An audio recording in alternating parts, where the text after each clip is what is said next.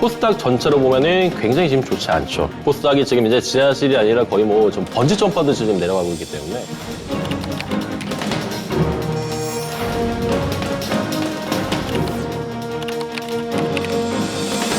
코스닥의 구조적 개편을 추진하겠습니다.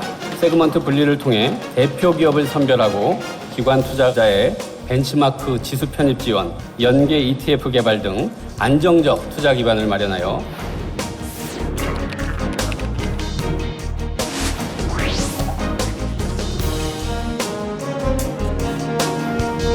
시청자 여러분 안녕하십니까? 그래픽으로 만나는 경제 토크쇼 P. 복잡한 경제 이슈를 쉽고 명확하게 전달해 드리겠습니다. 국내 주식 시장이 최근 유례없는 변동성을 보인 가운데 코스닥 시장은 더 큰 위기를 맞고 있습니다. 거래 대금은 급감하고 상장 폐지 문턱에 선 기업도 늘면서 시장 생태계 전반이 흔들리고 있는 건데요. 출범 30년을 맞은 코스닥이 왜 외면받는 시장이 됐는지, 활성화 방안은 어떤 게 있을지 관련한 궁금증들을 낱낱이 분석해 드리겠습니다. 경제 토크쇼 픽 시작합니다.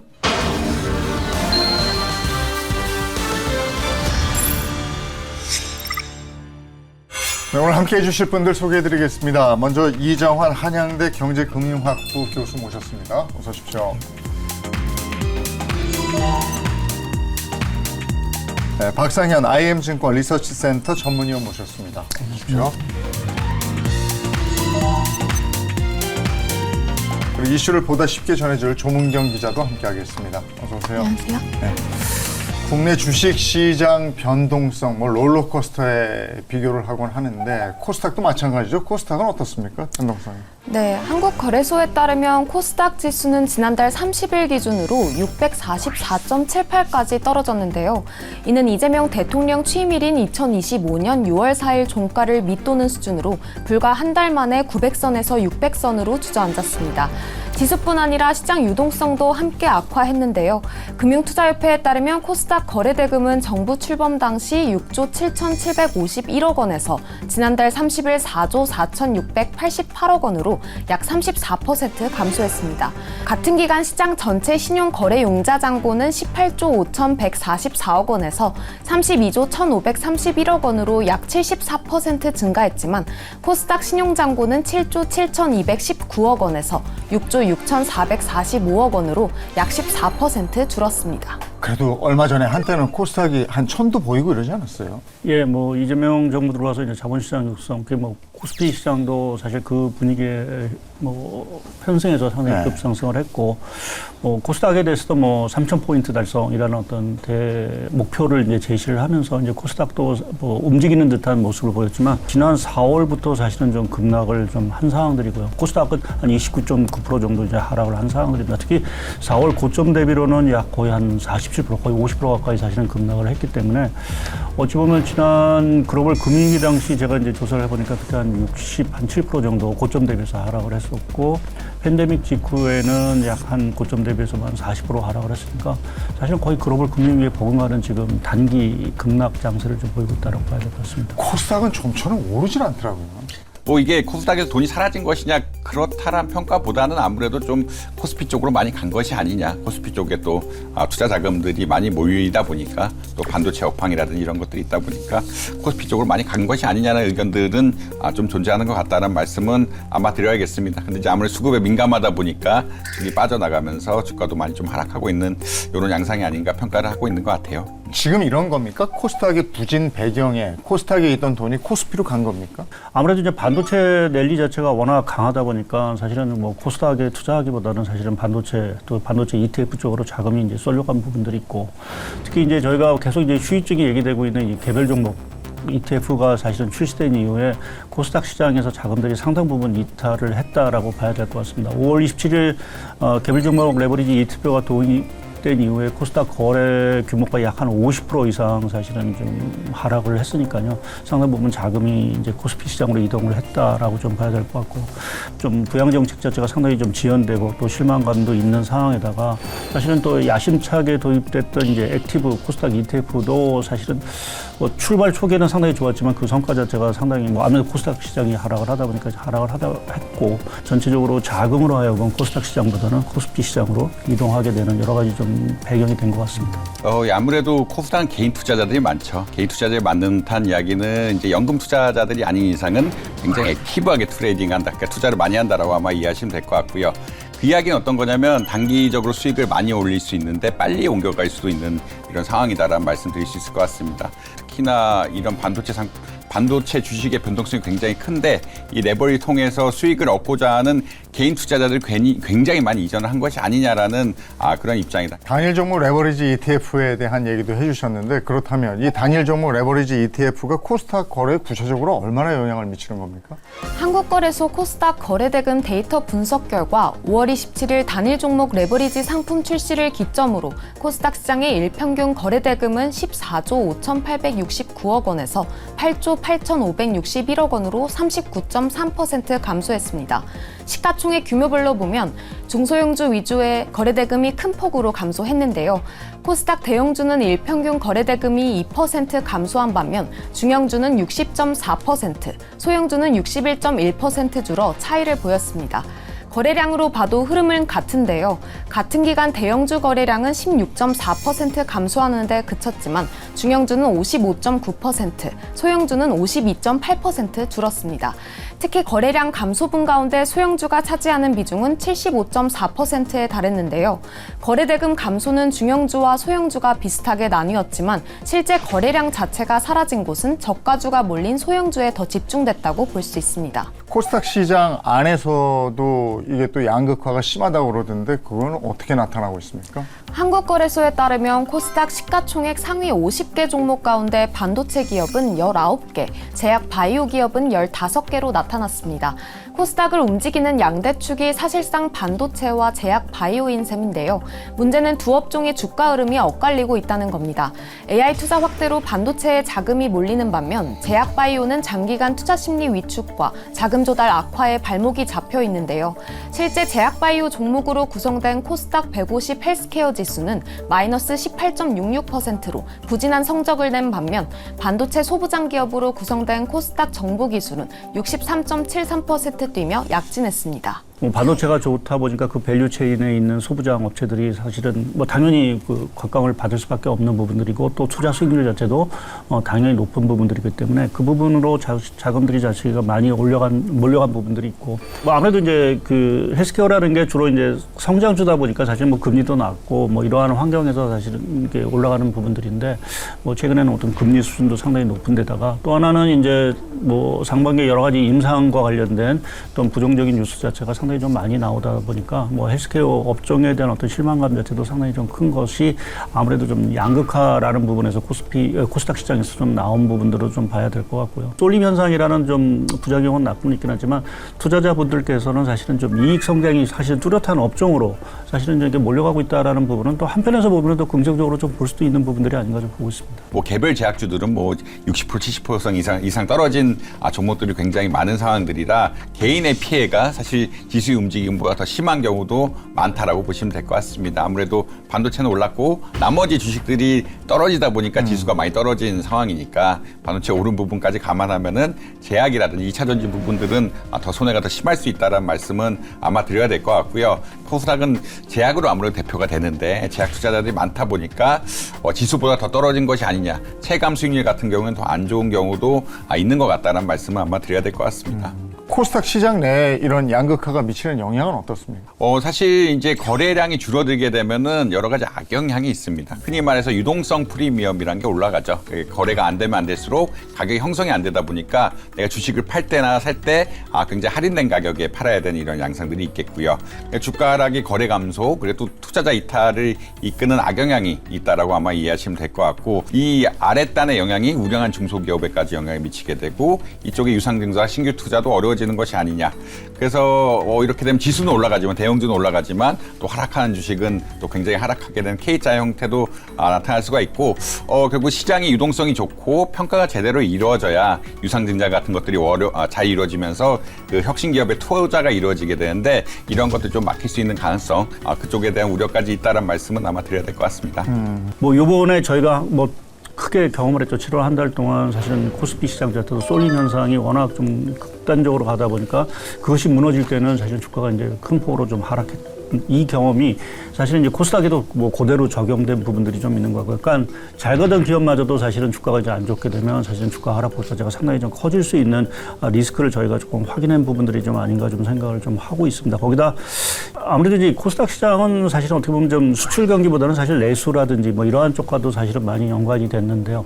기업의 주가들 자체가 안 좋다 보면 아마 내수 뭐 사실 그 어떻게 보면 내수 경기의 바로미터일 수 있는 부분들도 있어서 일종의 좀 그러니까 마이너스 좀 자산 효과도 사실은 영향을 미칠 수도 있고 또 아까 말씀드린 대로 자본 조달이 안 되다 보면 이제 설비 투자가 사실은 좀 안 되고 하는 이러한 것들이 경기에 조금 악영향을 미칠 수 있는 부분들이 있다라고 좀 봐야 될 것 같습니다. 일단 올해가 코스닥 30주년인데 뭐 어떻게 평가하세요? 뭐 사실 오늘 올해 행사도 했었죠. 행사도 해서 코스닥 30주년에 대한 기념 행사를 하고 이제 앞으로 나가겠다라는 비전을 보여줬는데 코스닥 시장의 어떤 긍정적인 측면은 명확합니다.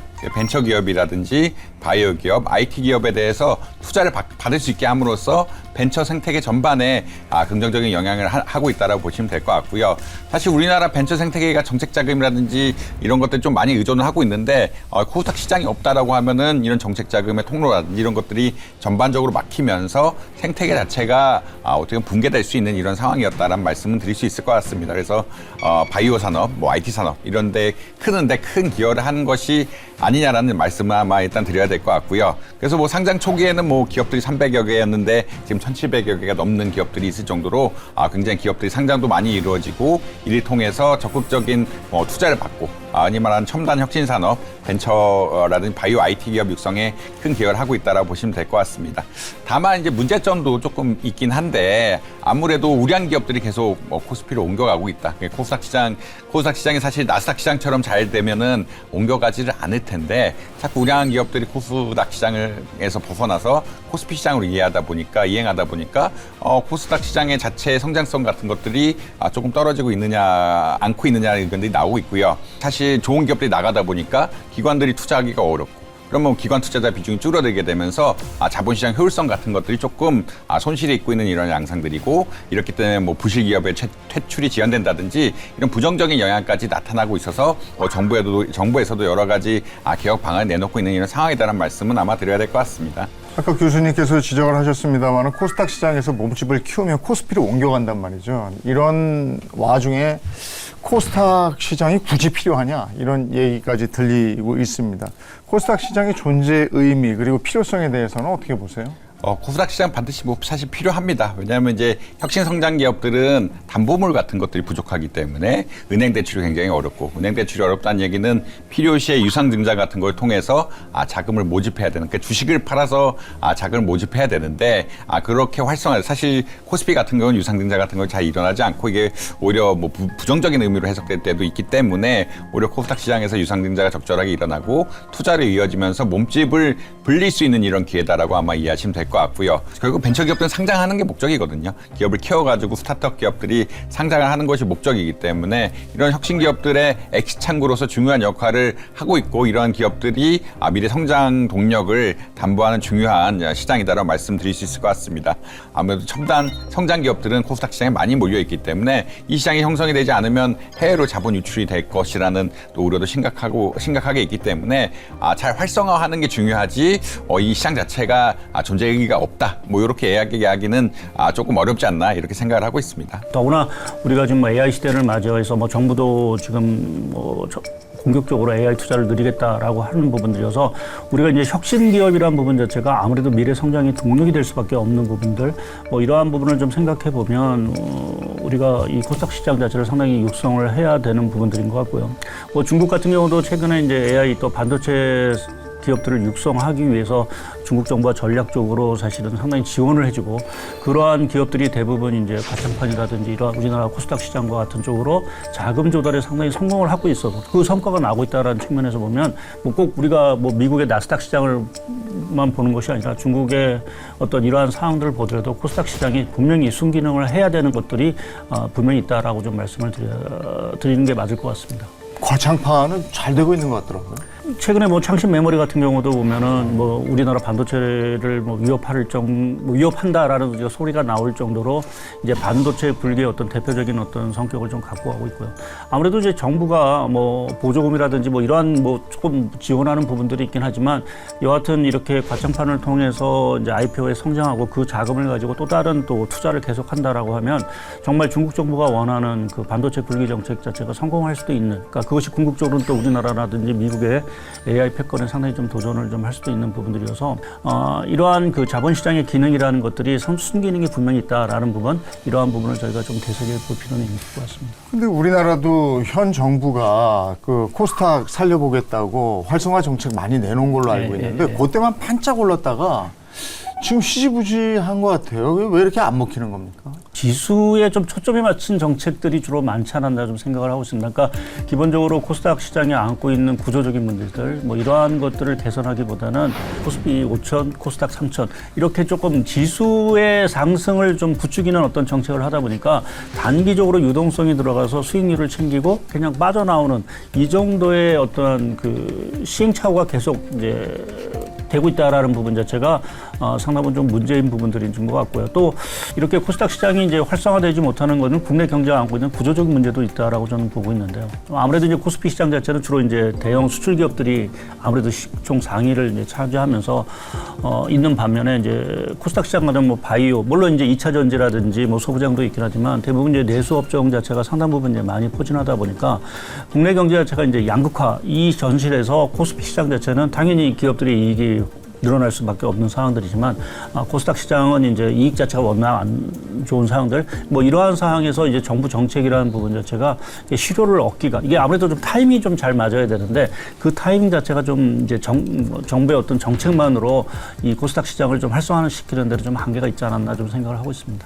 아직까지 뭐 실질적인 제도 개편이 이루어진 상황은 아니고요. 그러니까 제도 개편이 이루어지면서 어떻게 될 것이냐에 대해서는 굉장히 관심사긴 한데 이게 좀 세그먼트 분류라든지 이런 것도 좀 남아있는 이런 상황이다라고 말씀드릴 수 있을 것 같고 그다음에 뭐 여러 가지 정책적인 요인들이 있는데 연기금 정책 같은 것들이 많이 원하긴 하는데 이게 쉽지는 않다는 말씀 드릴 수 있을 것 같습니다. 왜냐하면 연기금들은 수탁자한테 위탁을 받아서 운영을 하는 건데 코스닥 시장의 성과가 좋았다고 하면은 이행이 쉬운데 그러지 않은 상태에서 코스피에서 코스닥으로 벤치마크를 바꿔라라고 이야기하면은 이게 실험적으로 조금만 갈 수 있다는 말씀 드릴 수 있겠고요. 그 정책 펀드 같은 경우에는 아무래도 뭐랄까 이제 이게 중장기 대책이죠. 지금 펀드를 넣으면은 몇 년 안에 기업이 성과를 이루면서 수익을 내는 이런 거라고 보는 게 맞기 때문에 이게 단기 주가 자체는 기업 실적이라든지 수급, 위원님께서 말씀하신 수급 같은 거에 너무 큰 영향을 받기 때문에 좀 작동을 하고 있지 않지 않느냐라는 말씀 드릴 수 있을 것 같습니다. 그래서 정책이 시장을 공급하는 것은 결국은 장기적인 투자라고 아마 이해하시면 될 것 같고 이 기업의 실적을 개선할 수는 없다. 정부의 코스닥 시장 활성화 후속 대책은 어떤 게 있습니까? 금융위원회는 코스닥을 혁신기업 중심 시장으로 재편하기 위해 부실기업 퇴출을 강화하는 한편 성장기업에 대한 모험자본 공급을 확대하는 투트랙 전략을 추진하고 있습니다. 우선 지난달부터는 상장 폐지 기준 강화가 본격 시행됐는데요.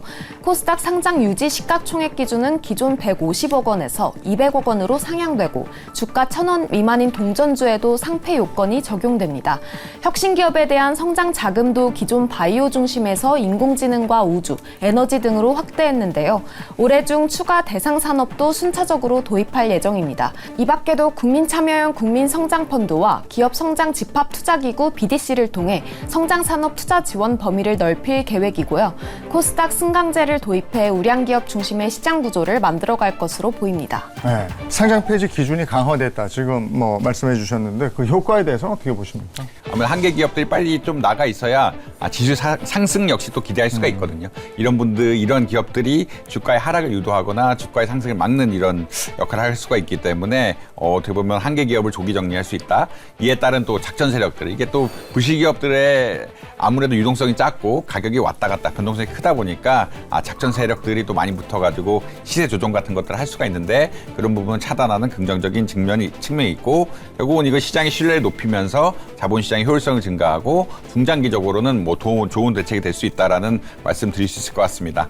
다만 이제 기존에 있는 기업들이 퇴출을 당할 수도 있는 상황이다 보니까 저가 종목에 대한 어떻게 보면 사람들의 관심도가 떨어지게 되고 단기적으로 또 유동성이 부족하게 되고 이들에 대해서 또 작전 같은 것들이 몰려갈 수 있는 상황들, 또 부정적인 사이클을 그릴 수 있는 상황들이고요.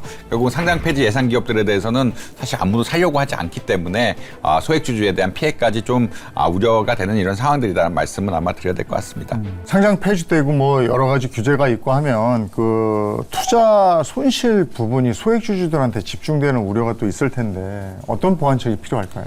뭐 단계별로 조금 나눠가지고 이런 위험성이 진짜 큰 주식들은 어쩔 수 없지만 회복 가능한 주식군들에 대해서는 또 조금 어떻게 보면 기회를 주는 거라고 아마 이해하시면 될 것 같고 매매 기간하고 유동성 공급 같은 걸 통해서 좀 원활한 엑식 같은 것들이 이루어져야 되지 않느냐.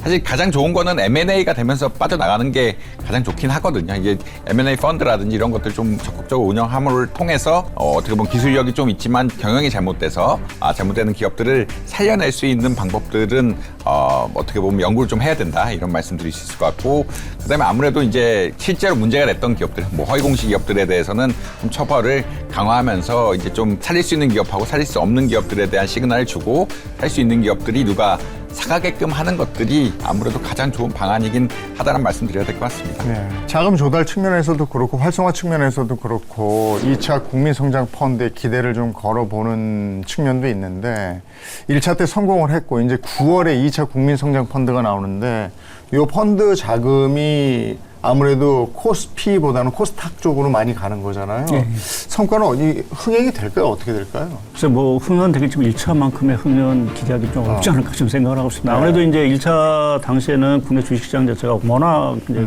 강한 랠리를 좀 했고 반도체라든지 AI에 대한 어떤 기대감도 사실은 컸기 때문에 그것에서 기대한 어떤 자금들 자체가 상당히 이제 유입이 된 사항들이지만 지금 입장에서 보면 조금은 이제 주가도 사실은 많이 조정을 받았고 또 최근에 보면 이제 반도체 뭐 정점론도 나오고 지금 뭐 AI 특히 이제 미국의 뭐 하이퍼스케일러로 대변되는 이 빅테크들의 자본 지출에 대한 좀 수익성 우려 뭐 이러한 것들이 계속되다 보니까 이제 AI 산업 자체가 뭔가 우리가 처음에 기대했던 장밋빛과는 좀 다른 모습이 좀 되는 게 아닌가라는 이제 우려도 좀 있는 부분들이 있어서 그러한 측면에서 보면은 뭐 아무래도 정부가 그래도 손실을 상당 부분 보존을 하기 때문에 상당히 어떤 뭐 흥행 자체는 어느 정도는 이루어질 것 같은데 1차보다는 사실은 조금 미진할 수 있는 부분들이 있고 또 금리 환경도 사실은 변화됐다라는 것이 이제 국민성장 자금 조달에 조금은 좀 부정적인 영향을 미칠 것 같습니다. 그러니까 지금 저희가 7월달에 금통위에서 금리를 인상을 했고 8월 달에도 금리를 인상할 가능성이 있고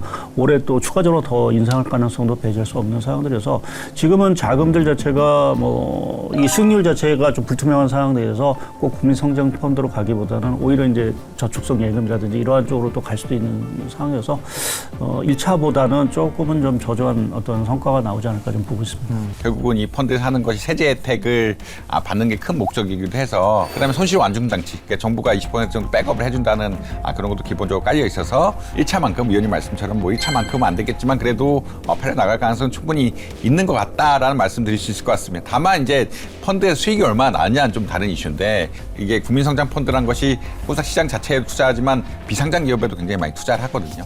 상장을 하면서 국민들에게 투자 성과를 유치하고 돌려주는 것이 그 목적인데 이런 것이 잘 되려면 코스닥 시장 활성화가 또 이루어져야 되는 이런 순환 구조적인 문제가 있다라는 말씀은 아마 드려야 될 것 같습니다. 규모는 1차 때 6천억 원, 2차 때도 지금 6천억 원 보는 거죠? 예, 그 비슷한 규모로 한다라고 보시면 될 것 같고 혜택 역시 동일하기 때문에 세액공제라든지 흔히 말하는 하방 위험 같은 것들을 축소하시려는 분들에게는 좋은 상품이 될 수 있다. 근데 아까 위원님 말씀하신 것처럼 금리 환경이 조금 바뀌었고 그다음에 성장성을 얼마나 코스닥에서 보여줄 수 있느냐가 결국은 이 흥행의 주요한 관점이 아닐까 이렇게 생각하고 있습니다. 2차 국민성장펀드가 코스닥에 미칠 영향은 어떻게 보십니까? 단기적으로 뭔가 크게 코스닥 자체를 부양시킬 정도의 그거를 기대하기는 좀 쉽지 않지 않을까 좀 생각을 하고 있는데, 근데 그럼에도 불구하고 이 2차 성장 펀드 자체가 이제 필요한 부분들 자체는 사실 이제 반도체 기업만으로 우리나라가 계속 성장하기에는 분명히 한계가 있는 부분들이고, 자칫 뭐 또 앞서 말씀드린 대로 중국이 반도체 시장에 기업들이 이제 본격적으로 들어와서 우리 경쟁력을 사실은 좀 뺏어간다라고 하면 또다시 우리가 좀 위기를 맞을 수 있는 부분들이어서, 앞으로 이제 미국이 할 수 없는 우리가 소위 말해서 이제 제조업, K 제조업 자체를 상당 부분 이제 활성화시키기 위해서 정부 어떤 정책뿐만 아니라 이러한 자금의 지원 자체도 상당히 좀 필요할 수 있는, 또 그러한 것들이 성과를 얻는다라면 자연스럽게 코스닥은 뭐 당연히 이제 부양이 될 수 있는 부분들이어서, 이러한 국민성장 펀드가 뭐 코스닥에 미칠 영향 자체는 뭐 단기적으로나 뭐나 중장기적으로 보다 좀 긍정적으로 역할을 미치지 않을까 좀 생각을 하고 있습니다. 승강제는 개편안이 9, 10월에 나오는 걸로 알고 있고 이제 시행은 내년 초에 되는 거죠. 상반기에 된다. 예. 이렇게 돼 있습니다. 이거 어떻게 분류가 되는 겁니까? 뭐 이미 많이 알려진 것처럼 이제 세 단계로 분류가 되는 부분들이고요. 첫 번째는 이제 프리미엄 영역, 시가총액 상위 100개에서 한 170개 수준의 대량 우량 기업이 이제 하나, 그러니까 소위 이제 뭐 축구로 얘기하면 이제 K1 리가 하나 이제 생기는 부분들인 것 같고요. K2 정도의 이제 일반 상장 기업들 자체가 이제 속하게 되고, 나머지 부분은 이제 우리가 이런 뭐 동전주 또는 퇴출 요건을 갖춘 이제 관리군에 속하는 이제 부실 기업들이 자체로 이제 좀 나눠서 아무래도 좀 시장의 좀 체질 개선 이러한 것들을 좀 주도하려고 좀 정부가 좀 마련을 하고 있는 상황입니다. 그러면 프리미엄 기업으로 다 쏠릴 거 아닙니까? 뭐 그런 우려가 있죠. 분명히 이제 정부가 이제 프리미엄 기업군에 대해서는 영문 공지 같은 것들, 지배구조에 대한 내용 역시 좀 타이트하게 하면서 기관이 투자할 수 있게끔 하라는 이야기들이 있거든요. 그러면 사실 이쪽에 수익이 난다라고 하면 또 개인 투자자들 역시 기관하고 같이 들어가면서 수익을 내려고 할 수 있는 이런 방안들이 있을 수밖에 없다는 말씀드릴 수 있겠고, 이렇게 된다라고 하면은 아무래도 단기적으로는 이 프리미엄 주식으로 좀 몰려가면서 오히려 이제 관리군 주식들이 피해를 볼 가능성들이 있는 것 같다. 그쪽 소액주주들이 좀 손해를 볼 가능성이 있고, 그 주식이란 게 자기 실현적이기 때문에 이런 것들이 또 현실화된다 그러면 미리 또 빠지는 현상까지 나타날 수 있는 것이 사실이다라고 말씀드릴 수 있을 것 같습니다. 우려도 지금 말씀을 해주셨는데, 그럼 실질적으로 승강제 실효성에 대해서는 어떻게 보세요? 긍부정이 다 뭐 교차한다라고 좀 봐야 될 것 같고요. 아무래도 긍정적인 부분 자체는 아무래도 우량 기업 쪽으로 이제 자금들이 아무래도 몰려갈 수 있는, 그러니까 그것이 개인 투자뿐만 아니라 연기금이라든지 또 이제 그 프리미엄을 대상으로 한 ETF라든지 이런 것들이 많이 이제 이제 상품들이 나오겠죠. 반면에 이제 나머지 쪽에 이제 속한 기업들은 이제 열심히 이제 프리미엄으로 넘어가기 위해서 이제 여러 가지 공시라든지 또 기업의 어떤 체질 개선을 한다라는 측면에서는 이제 긍정적인 게 있지만, 자칫 이제 소위 말하는 이제 줄 세우기 식으로 이제 딱 1위부터 뭐 한 150금 투자하고 나머지는 사실 투자가 안 되는 이러한 식의 좀 부작용이 나올 수 있고, 이제 더불어 이제 가장 중요한 건 저는 낙인 효과라고 보고 있습니다. 그러니까 이게 1군에 속한다, 프리미엄에 속한다라고 하면 우량 기업이라고 다들 인식을 할 텐데, 만약 이하의 그룹에 속한다라고 하면 저 기업은 안 좋은 거야라는 어떤 기본적인 인식이 깔려 있기 때문에 뭐 기업 자체의 어떤 체질이라든지 뭐 앞으로의 성장성이라든지 이런 것들은 상당히 좀 좋아 보이는데, 단순히 어떤 지표만으로 정량 지표만으로 이제 프리미엄 못 들어가고 뭐 2, 3위 군에 사실 속한다라고 하면 자금 조달에 있어서 상당히 좀 어려움을 좀 겪을 수 있는 부분들이 있어, 이러한 부분이 조금 세심하게 조금 관리되고 또는 어떤 정책이 좀 반영이 돼야 되는 부분들이 아닌가 좀 생각을 하고 있습니다. 그런 어떤 보완책이 필요할까요? 바이오라든지 뭐 지금 로봇이라든지 이러한 기업들 자체는 당연히 상당 기간 적자를 감수하면서 사실은 기업이 굴러갈 수밖에 없는 상황들이고요. 근데 그러한 혁신 기업들을 과연 어떤 식으로 좀 보호해 줄 건지라는 부분도, 그러니까 보호책 자체를 사실 좀 마련할 필요가 있지 않을까 좀 생각을 좀 하고 있고, 정책적으로 이제 보조금이라든지 여러 가지 정도를 좀 지원하면서 그 산업들 자체를 좀 육성을 해서 혁신 기업들 자체가 이제 우량 기업으로 성장할 수 있는 뭔가 이러한 토대를 좀 마련하는 것이 좀 더 궁극적인 해결책이 되지 않을까 좀 생각을 하고 있습니다. 제 주변에 아마추어 투자 전문가들이 많거든요. 그분들이 이제 간다, 코스닥 간다 이렇게들 요즘에 많이 얘기를 하던데, 코스닥 지수 전망 어떻게 보세요? 뭐 연초에도 사실 그런 분위기가 사실 있었다가 좀 급락 장세를 좀 맞았고요. 근데 지금 낙폭을 보게 되면 아까 뭐 서두에 이제 제가 뭐 글로벌 금융이라든지 뭐 닷컴버블하고도 좀 비교를 하지만 뭐 그 당시에 비해서 뭐 낙폭은 조금 상대적으로 적다 하더라도 워낙 단기간에 급락을 한 상황들이고요. 뭐 그렇게 보면 지금 다소는 좀 과도하게 좀 코스닥 시장이 좀 하락한 부분들이 아닌가 그래서 어느 정도 좀 저점은 좀 다진 부분으로 좀 봐야 될 것 같고요. 그러나 이제 상승 반전을 이제 강하게 하느냐 이 부분에 대해서는 조금 아직은 저희가 좀 크게 강한 신뢰를 좀 드리기가 어려운 것들이 기본적으로 코스닥 쪽에서의 그 이익의 모멘텀 자체가 사실은 좀 크지 않다라는 부분에서는 좀 상승 자체가 조금 이제 더딜 수 있는 부분들이 하나 있는 것 같고요. 또 한 가지는 지금 또 어떤 자금이 이제 코스피 시장으로 쏠려간 상황들이고 그 상황에서 이제 변동성 자체가 워낙 큰 이러한 흐름을 좀 보이고 있다라고 하면 자금들 자체가 코스닥으로 다시 되돌아오기가 좀 쉽지 않은 상황들. 그러니까 지금 가장 급선무 자체는 코스피 시장 자체가 조금 안정을 좀 찾고 추세적인 상승으로 다시 좀 복귀하는 흐름이 좀 필요하지 않을까 좀 보고 있습니다. 아무래도 아직까지 미국 반도체 필라델피아 반도체 지수라든지 흔히 말하는 마이크론 반도체 가격 역시 굉장히 변동성이 심하다 보니까 이런 영향을 받는 것 같아요. 영향을 받기 때문에 쉽게 못 돌아온 양상들도 있는 것 같다. 올라가긴 하겠지만 지금 저점이라고는 어느 정도들은 다들 생각을 하실 텐데 얼마 올라갈지에 대해서는 뭐 정부의 지원이라든지 기관 투자자의 동향 여러 것들을 좀 지켜봐야 되는 상황인 것 같다는 말씀 드려야 될 것 같습니다. 우리 코스닥 시장이 정부에서 얘기한 대로 3,000탁은 가긴 가겠습니까? 궁극적으로 가기를 바라는 입장인 상황들이고요. 근데 뭐 개인적으로는 이제는 너무 지수에 조금 이렇게 초점이 맞춘 어떤 정책이라든지 캠페인은 좀 지향해야 되는 부분들이 아닌가 좀 생각을 하고 있습니다. 그러니까 저희가 뭐 지금 이재명 정부 출범 이후 다행스럽게 뭐 한때는 이제 9,000포인트까지 이제 주식시장이 넘어가는 뭐 여러 가지 좀 이제 호재가 사실은 있었지만 사실은 그 과정 속에 보면은 이제 워낙 순식간에 달성하고 그 후에 이제 개별 종목 레버리지 ETF로 좀 더 주식시장을 좀 부양하고자 하는 정책이 들어오면 약간의 좀 정책이 뭐 일단은 과유불급이랄까요?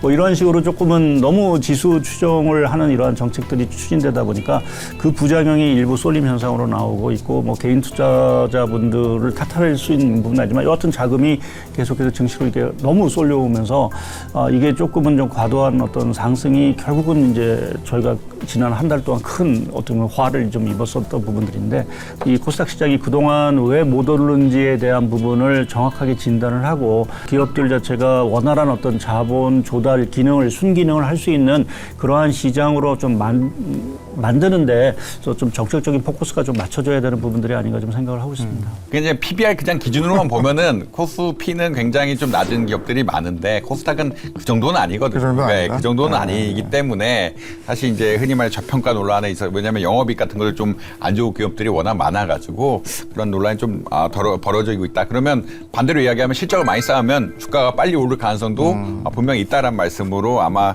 해석이 되지 않느냐. 개인적으로 그렇게 생각을 하고 있습니다. 그럼 코스닥을 활성화하려면 이런 것들은 꼭 필요한데 참 그거 아쉽다 이런 게 있으면 좀 얘기 좀 해주세요. 일단 작전 시장에 대한 좀 오해를 불식시켜야 된다. 작전. 예, 작전 아무래도 이제 작전들이 너무 많이 일어나고 있고 뭐 시장 신뢰를 회복해서 이 시장이 좀 일반 개인들도 투자할 수 있는 시장이다. 그리고 수익성을 중장기적으로 높일 수 있는 시장이다라는 것들이 중요하다라고 보시면 될 것 같고 이를 위해서는 부실기업 같은 경우에 일부 퇴출, 그러니까 좀 진짜 잘못한 기업들은 퇴출 프로세스 같은 것들은 개선해야 된다라고 보시면 될 것 같고요. 기관들이 결국은 와야 평가들이 활발해지고 유동성 공급 같은 것들이 좀 잘 이루어질 수가 있기 때문에 기관들이 활동할 수 있는 여러 가지 장치들 같은 것들도 좀 잘 마련해야 된다. 지금 정부가 추진하고 있는 이러한 뭐 혁신 기업에 대한 투자 이러한 것들을 통해서 하루빨리 조금은 우리가 좀 가시적인 어떤 스타 산업이라든지 스타 기업들 자체가 뭐 나타나는 것이 아무래도 코스닥 시장 활성화에 좀 기여를 하지 않을까 좀 보고 있습니다.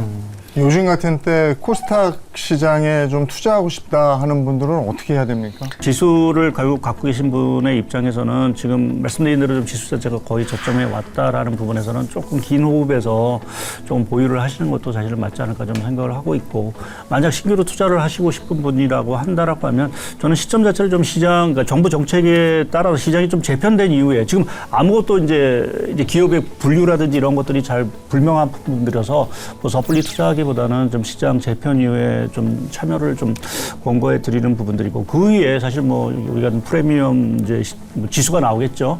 뭐 이러한 지수 쪽을 추종하는 상승하는 어떤 그 코스닥 상품 지수에 사실은 또 투자하는 것도 하나의 좀 방안이 되지 않을까 좀 생각을 하고 있습니다. 네, 출범 30년을 맞은 코스닥 시장이 신뢰를 회복하고 새로운 성장 동력을 만들어낼 수 있을지 기대를 하면서 지켜봐야 되겠습니다.